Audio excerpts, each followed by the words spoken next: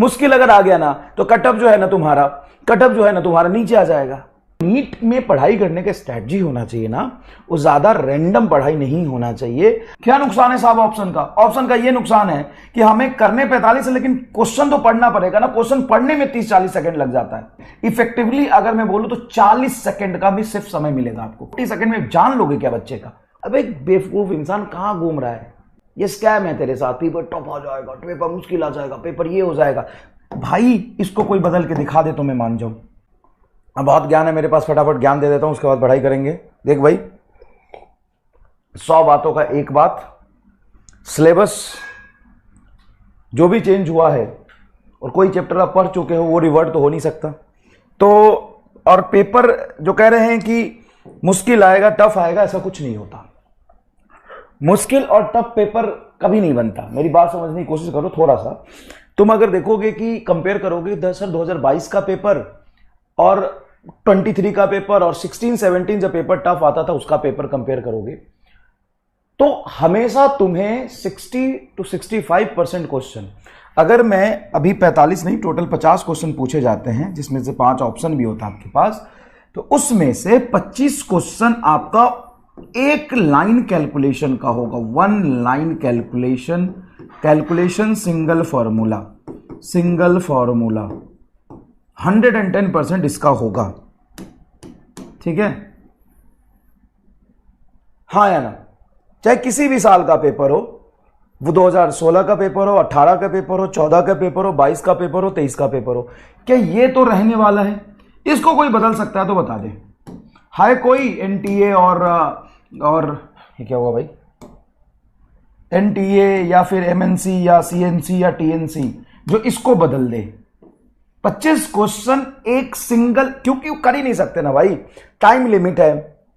आपको 180 मिनट में 20 minute 25 minute वैसे भी सारे ओएमआर डिटेल फिल करने में मैं हटा दूं तो बचेंगे आपके 150 मिनट। 150 मिनट में आपको 200 क्वेश्चन पढ़ने हैं।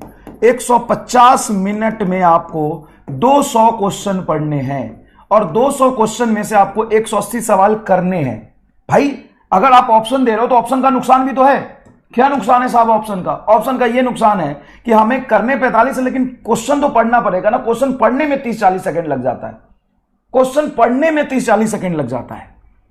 तो भाई 150 मिनट में 200 क्वेश्चन पढ़ने हैं, उसमें से 180 सवाल करने हैं। इफेक्टिवली अगर मैं बोलूं तो 40 सेकंड का भी सिर्फ समय मिलेगा आपको। 40 सेकंड का इफेक्टिव समय। 40 सेकंड में जान लोगे क्या बच्चे का? कौन कह रहा मुश्किल पेपर आएगा? डैश मुश्किल आएगा। मुश्किल अगर आ गया ना तो कटअप जो है ना तुम्हारा नीचे आ जाएगा। पहली बात तो ये, ठीक है, पहली बात तो ये। दूसरी बात जो नीट में पढ़ाई करने का स्ट्रैटेजी होना चाहिए ना, वो ज्यादा रैंडम पढ़ाई नहीं होना चाहिए। आपको ना जो सबसे पहला रिक्वायरमेंट है ना, सबसे फर्स्ट रिक्वायरमेंट है वो ये है कि जितने भी चैप्टर में जितने भी फॉर्मूले बनते हैं, जितने भी कंसेप्ट बनते हैं, वो आपको याद रहना चाहिए और उस सारे फॉर्मूले पे आपको 1 या 2 क्वेश्चन लगाया हुआ होना चाहिए। सारे फॉर्मूले जितने पॉसिबल है बायो, केमिस्ट्री, फिजिक्स में, रेदर देन कि किसी एक टॉपिक पे आप पीएचडी करें, एक टॉपिक पे आप 10 सवाल करें। उससे ज्यादा इंपॉर्टेंट है कि ये जितने भी फॉर्मूले हैं, जितने भी फॉर्मूला है, मैं ये नहीं करूं रट लो, कंसेप्ट समझो, फील करो, लेकिन उसको याद रखो फॉर्मूला, और उस पर 1-2 क्वेश्चन लगा हुआ होना चाहिए। अरे आपका किया हुआ है तो पहला रिक्वायरमेंट बेटा यही है, पहला रिक्वायरमेंट यही है। तो एक लाइन कैलकुलेशन के आपके 25 सवाल आएंगे, वो कर लो बस। उसके बाद 15 जो होंगे क्वेश्चन वो भी सिंगल फॉर्मूला पर होगा, लेकिन इसका लैंग्वेज थोड़ा सा टफ होगा। लैंग्वेज थोड़ा घुमा देगा, यूनिट में बदल देगा, लैंग्वेज में बाई और टू का स्पेलिंग डिफरेंस कर देगा। इस तरीके से कुछ डिफरेंस करके, इस तरीके से कुछ अलग अलग तिक्रम भिरा के क्वेश्चन को मुश्किल करने की कोशिश करेगा, लैंग्वेज से मुश्किल करने की कोशिश करेगा। कैलकुलेशन थोड़ा सा यूनिट में सेंटीमीटर मीटर लगा देगा और कुछ नहीं करेगा। 15 क्वेश्चन ये, बाकी के 5 क्वेश्चन से ही पेपर इजी और टफ डिफाइन होता है। ये तो अलग है, ये तो स्कैम हुआ हमारे साथ। हाँ, अब एक बेवकूफ इंसान कहां घूम रहा है, कहां घूम रहा है? ये स्कैम है तेरे साथ। पेपर टफ आ जाएगा, पेपर मुश्किल आ जाएगा, पेपर ये हो जाएगा। भाई इसको कोई बदल के दिखा दे तो मैं मान जाऊं, इसको कोई बदल के दिखा दे तो मान जाऊं। तो 25 और 15 40, बचा कितना? सिर्फ 10 क्वेश्चन और बचा, जिसमें से हमारे पास ऑप्शन भी होगा लास्ट में। हाँ अब सुन, उस 5 या 10 क्वेश्चन को तू इंक्लूड कर ले, उसको मैं बहुत टफ कर दूंगा।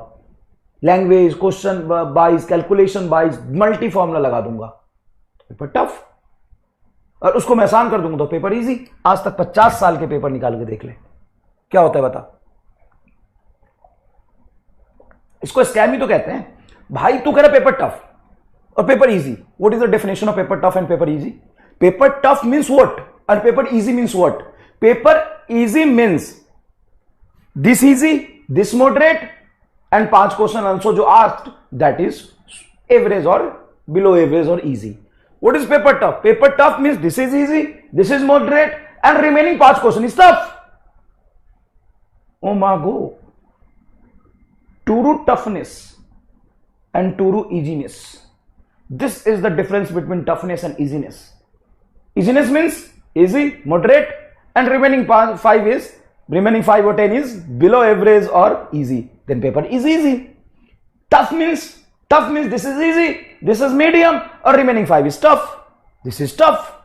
अब साला 5 क्वेश्चन के लिए हम मरे पड़े हैं। अरे पढ़ ले मेरे भाई। No no no no no no, paper tough आ जाएगा तो हम कैसे करेंगे? No no no no no, this is wrong. If paper can ask tough, then what should be D? No, no, no, no, no, no.